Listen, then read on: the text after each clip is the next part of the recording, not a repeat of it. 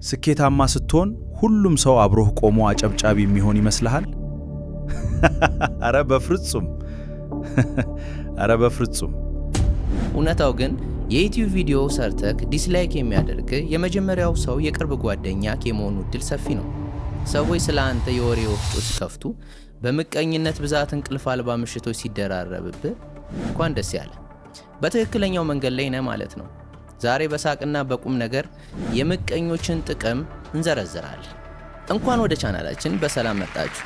ዛሬ በሀገራችን የንግድ ዓለም ስማቸው ጎልቶ የሚነሳው አቶ አዲስ አለማየሁ እንቅልፍ አልባ ምሽቶች ፕሮግራም ላይ የቀረበውን ምቀኛ ያሳጣክ የሚለውን ድንቅ ሐሳብ ቀለል አድርገን እንሰባብረዋለን። ከመጀመራችን በፊት ግን ሳብስክራይብ ያላደረገ ምቀኛ እንዳይኖር ሳብስክራይብ በማድረግ የቤተሰባችን አባል ይሁኑ። በሀገራችን ባህል ምቀኛ ያሳጣ የሚል ምርቃት አለ። ድሮ ምንድነው እያሳጣክ የሚባለው? ጠላት ይጥፋ እንጂ እንል ነበር።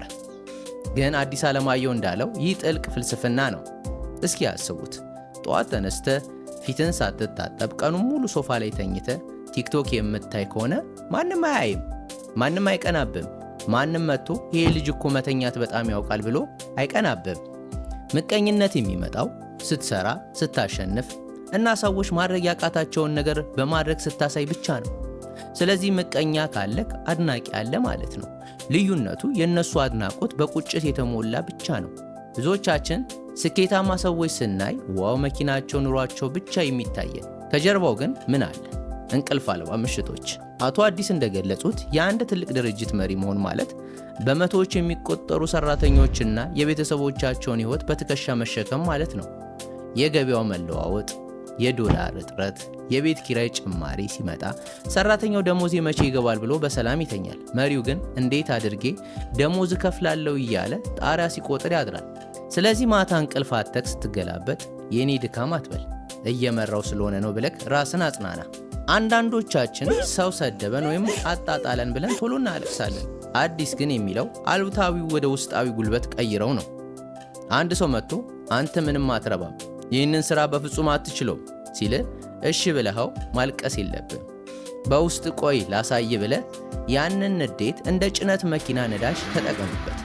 ምቀኝነት በትክክል ከተጠቀምክበት ወደፊት ያስፈነጥራል፣ ካልቻልክበት ግን ያቃጥላል። ስኬታማ ሰዎች ምላሽ የሚሰጡት በፌስቡክ ፖስት ሳይሆን በውጤታቸው ነው።